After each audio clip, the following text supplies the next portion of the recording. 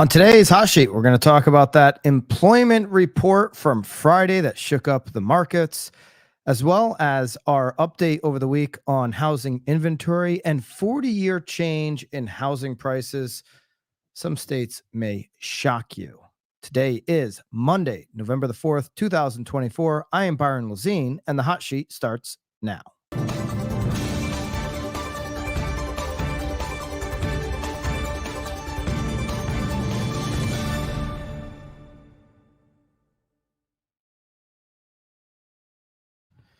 All right. Sorry for the late start here on today's hot sheet. As you can see, we don't even have the background up. I think the studio was zapped by maybe some, some pre-election, uh, you know, maybe some Russian interference here on the hot sheet, just interfering with our ability to get the show off and live. But we are live. They can't stop us. We're going. We're live here now. Do not let me know who you're voting for tomorrow in the comments. We did that on Thursday. I couldn't believe so many of you guys dropped that in, but hopefully you are getting out there and voting. I'm looking forward to post-election where we can get some certainty, hopefully, back into the markets. Friday, for whatever reason, did not create much certainty at all. It's going to be the first topic that we lead off with, this jobs report from Friday. The markets, I don't even know if the markets know what to make of this Friday report. So we'll obviously jump into that as we do every single Monday. As we Monday morning quarterback around the hot sheet, we'll look at inventory and what are those dynamics of the housing inventory situation that are happening, as well as some home price analysis for the last 40 years. If you're a BAMX member, then you know right now you are getting a absolutely free Zudilio platform. Zudilio platforms coming at a cost even higher than BAMX memberships, making BAMX even more valuable today than ever before. Zudilio helps every agent get more listings that uses the platform, as well as helps their sellers get to multiple offer situations and compete with an iBuyer. So if you're interested in more listings, make sure that you become a BAMX member today. You can use code HOT to get the lowest price on BAMX today. All right, let's get into the employment numbers here for Friday. Friday's job report, job release from the Bureau of Labor Statistics came in on a payroll employment boost of plus 12,000. Okay, that number was supposed to be 100,000 on jobs created. Now, this number of 12,000 is well off of expectations. Would typically, when you see soft labor conditions, a weakening labor market, which we've seen sign of over the last, 12 months, or certainly over the last 10 months throughout this year, we've seen signals that the labor market is softening, that it is weakening. When that's apparent, you start to see that the 10-year can move down, which helps the 30-year, right? We're not going to see a 30-year really get to where we want, we've often heard, without the job market weakening significantly. So we would have thought that Friday missing substantially, 12,000 versus 100,000 expectation on job creation would have pushed that 10-year down. It didn't on Friday. We'll talk about what it might do here today or throughout this week, but it didn't move. One of the reasons why it didn't move is the unemployment rate was unchanged at 4.1%. So we didn't create any jobs, certainly, with this report, but the unemployment rate was unchanged at 4.1%. If that had gone up to 4.3, like we've seen in the past, when it did move up to 4.3, we would have seen movement on the 10-year. One of the other theories that's out there is like, listen, the 10-year is just not going to improve, even if the Fed cuts, which we have a Fed meeting this week, and everybody's talking about the election, but maybe, just as important, well, maybe not just as important, that might be a little bit of a stretch, but also important. We have an FOMC meeting that's going to take place Thursday and Friday. Typically, they do it Tuesday and Wednesday. I think with the election tomorrow, they've bumped that to a Wednesday, Thursday, which means a Jerome Powell press conference comes Thursday, which means we won't have the data until obviously that afternoon or Friday morning on what the Fed decision is. But even if the Fed cuts, which right now it looks like there is a You haven't seen a poll like this, I bet. A 98% chance, 98.2% chance, according to CME Group, that the Fed will cut a quarter point when they meet Wednesday and Thursday, bringing the target down from the current level of 475 to 5 to 45475. There's only a 1.8% chance that there will be no cut. Okay, so maybe the biggest guarantee of any poll you could find out there right now is that the Fed will be doing a quarter point cut this week. But even when they do make that cut, you might see a 10-year continue to stay higher. Okay, we're continuing to increase the debt and the deficit in this country. Something I talked about a lot last week. And it's becoming really unattractive to go out and buy US bonds, right? It's unattractive for investors to hold our debt as our deficit continues to grow. We have, I believe, $10 trillion that are going to need to be refinanced here in the next coming year. It's going to be a tall task for whoever gets in to the White House. Because think about that. You're refinancing at a higher interest rate. And you're going to have to go out and borrow more money just to make your interest payments on the debt that you already have. So our deficit situation is an argument for higher rates for longer. Even though we're seeing a weakening in the job market, that job data hasn't trickled into lower rates, which is being an interest rate sensitive economy like real estate, which is something that we are looking for. Okay. I posted on X what those jobs in a reply to a Chamath tweet. I'll kind of go backwards. I'll go to the Chamath tweet here. But I replied here on Friday with this post on X. Government hiring is always, go back to every single month this year. Government hiring is always either number one or number two. Okay, so these were the October jobs where we came in at a net 12,000, because look at what we lost in manufacturing, professional business services, minus 46,000, minus 47,000. When you net it out, we created 12,000 jobs. But look, if you take out the government 40,000 jobs that were created, we'd actually be negative 28,000 jobs instead of plus 12,000. Listen, we don't just create government jobs. Doesn't help the private sector. It doesn't help our economy. It's us borrowing more money. It's borrowing against our future when we create these government jobs. And we've done a really good job at coming up with more and more government jobs each and every single month this year. It's always number one and two. This ended up getting a ton of reactions on this X post, over 10,000 views. You had 25 people bookmark this, and a dozen or so go ahead and repost that. There's 25 million people right now that are working for the government. 25 million. Maybe we have 350 million. 25 million work for the government. Okay, 85% of everyone says, the economy's growing. The economy's growing. We looked at that Wall Street Journal article last week. Whoever gets in the White House, either candidate, they're going to have a thriving economy. Really? Can you really say that when 85% of this quarter's GDP was induced by government spending? They keep pointing towards other countries aren't growing and America's growing. No, America's the only one willing to keep burning up the credit card, to keep borrowing at the level that we are and kicking this can down the road. And so all of the debt that we're accumulating, even despite a weakening job market, a job market that looks like we might be really smart people, Chamath Palihapitiya being one of them, believing that the U.S. is in a recession. We're in a low-key recession right now. I'm not saying this. I'm saying this is a belief that's out there, okay? You can reasonably suggest that that's the case. There's an increasing number of data points that would show that the U.S. is in a recession. The reason we can't see it is the distortion caused by government hiring and spending. A recession is 2 quarters of negative GDP growth. Well, we'd have negative GDP growth if 85% of the GDP wasn't induced by government spending. Why is no other country growing?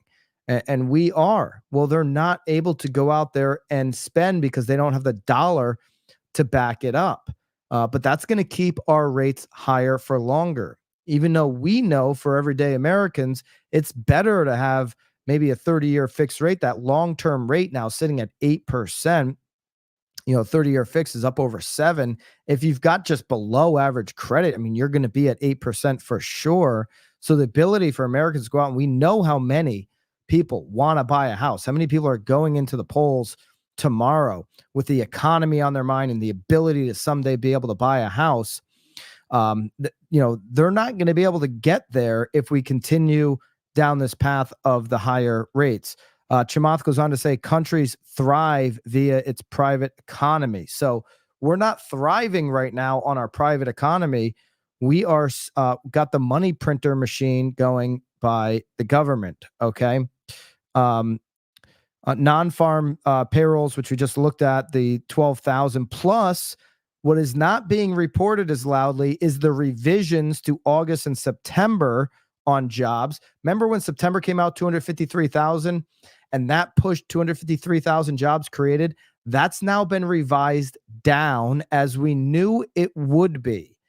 September jobs revised down, August job creation revised down. In July, when we did a 12-month scan, going backwards, 818,000 jobs revised down. These revisions continue to come in consistently down.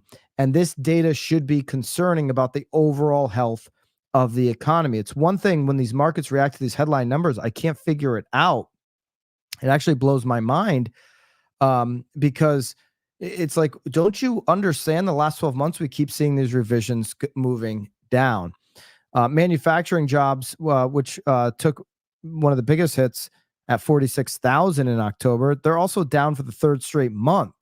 So you can't blame 3 straight months of manufacturing moving in the wrong direction on hurricanes, because you have seen some people try to blame this job data on hurricanes, even though we're talking about some southeastern states that are impacted, and you've got about another 46 states across the country that weren't impacted by the hurricanes.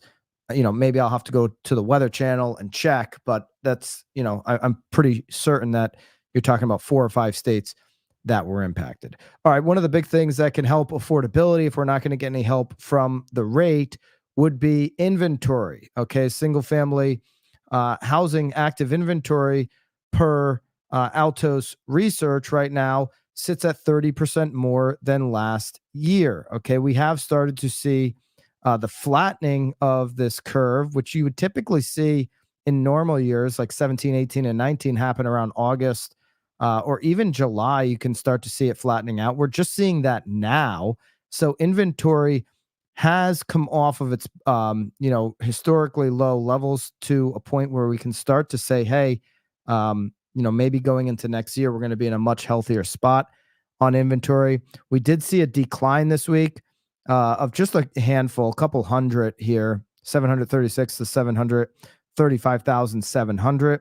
Again, sitting at 30% more than last year. We'll see if we can hold above 700,000, as we will undoubtedly get into the November, December seasonal decline, as we typically experience that each and every single year around the holidays.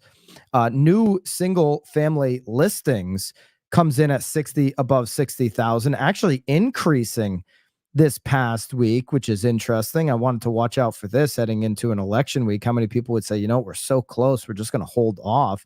But you actually had an increase slightly.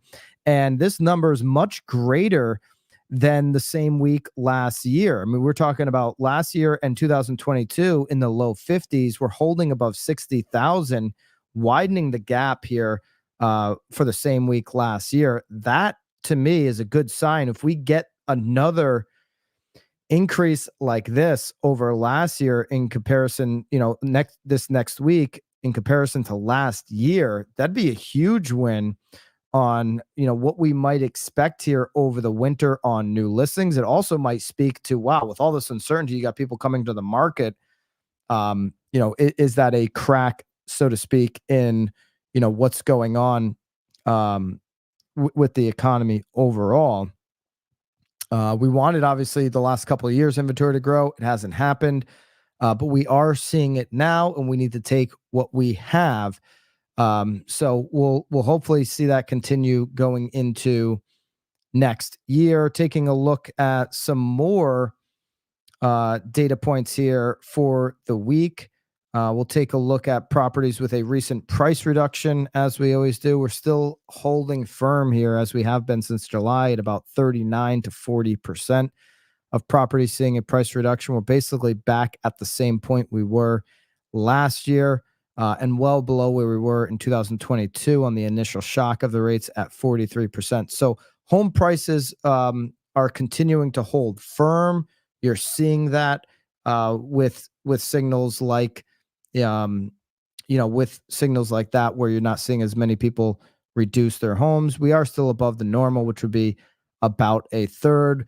According to Altos, we do have more homes sales in contract. 14.4% more single family homes are in contract than this point last year. So another good sign for 2025, should this trend continue, where we're going to be getting more contracts. Of course, on actual sales, we're trending towards the worst year since 1995 at 3.84 million existing home sales. Mortgage demand for the last 5 weeks, we've been finally positive on a year-over-year basis. We saw another nice bump up this week off of that. We're still trending, again, going back to that 1995 data, the lowest level since 1995 on mortgage demand, but starting to lift up finally off of the bottom, as you can see in the data there. All right. Another update I think that's important for people to recognize is foreclosures and new bankruptcies are still at pre-pandemic levels. So with the signals that we are potentially faced with a low-key recession popping back up, as they have multiple times over the last couple of years, you're not seeing that take shape in any foreclosures or bankruptcies. We're below pre-pandemic levels. And really, when you look at the last 20 years, were their lowest levels since, you know, of the last 20 years. I mean, 20 and 21 being a little bit lower, were ticked up from there, but you couldn't really even foreclose during that time frame. So you would expect a little bit of a bump up, but lower than any other point, certainly pre-pandemic levels as well on that. For BAMX members, all the charts, all the data will be inside of your BAMX, so you can grab that and use that in the conversations that you're having with your marketplace. Another interesting data point here that came out, the value, and this is why so many people are going to the polls tomorrow looking to become home owners, is over the past 40 years, and I've always referenced the chart of the last 4 decades. If you're going to own a house for 10 years, you're going to be a winner. Home prices over the last 40 years have surged by 490%, outpacing the 201 increase in consumer inflation over the same period. So owning a home, great hedge against inflation. The top 10 biggest home price gains between 1984 August and August 2024 would be Washington at 810%, Oregon 734%, Rhode Island 682%, California 655, Hawaii 646, Montana, Massachusetts, Maine, Idaho, and Utah all over 600% gains on home price growth. And you can see here Louisiana being the state with the lowest growth at 194%, Alaska at 200%, Florida comes in at 525%. Connecticut up here not being highlighted on the map, but if you click, 357%, so on the lower side of some of these big states. Tennessee at 500%, Georgia at 421%, Nevada at 423%. Just some ridiculous gains. One of the best hedges against inflation is obviously owning a home, and not only that, but having the ability to, you know, have debt out for 30 years. No other country can say that, with the 30-year fixed, and being able to know what your payment is going to be, at least on that principal, and you're not susceptible to rent increases or that kind of thing. You are susceptible, obviously, to insurance. And that, here's a look at the states side by side, Washington and Oregon. So the northwest corner. If I'm selling real estate there, this is something I'm definitely going to be talking about. Well above the other states and the U.S. And then look at inflation, way down here. This might be something for everybody to send out to their database, to the customers that you have and clients that you have. Want to hedge against inflation, buy more real estate, and kind of let the chart do the talking there. That'll be available for everybody to download inside of BAMX. Use code HOT to get into BAMX today. Of course, every BAMX member now has a platform with Zudelio. 10-year coming in, finally starting to see some of the job data, kind of pull back a little bit. We were up over 4.3. We're now at 4.28 on the 10-year. So hopefully we see that trend here through the week. We're expected to see an FOMC meeting that results in another cut. As the 10-year moves down, we should see the 30-year follow. That hasn't happened. Didn't happen on Friday, even with that jobs report. Came in at 7.09. The highest level in months on the 30-year fix, back-to-back days, Thursday and Friday at 7.09. The weekly came in at 6.72. So dealing with an elevated 30-year fix, we won't get that to move unless we see the 10-year moving down. That's your hot sheet here for this election week, for this Fed week, action-packed week. Sorry for the late start today. We'll be back with you tomorrow, hopefully, as we get the tech difficulties straightened out on time. And I'll be looking forward to being with you all week in this ever important week. Lots to cover, obviously, tomorrow, Wednesday, and Thursday. Subscribe to the channel if you're getting value from the hot sheet and then at Now Bam YouTube channel each and every single day. Replays of the hot sheet are always available on Apple and Spotify. Love for you to consider leaving a review over there. Have a great start to your week. Great Monday. We'll see you back here tomorrow live at 9:30. 6:30 on the east, 6:30 on the west, and you know the deal in between. Until then, toodaloo.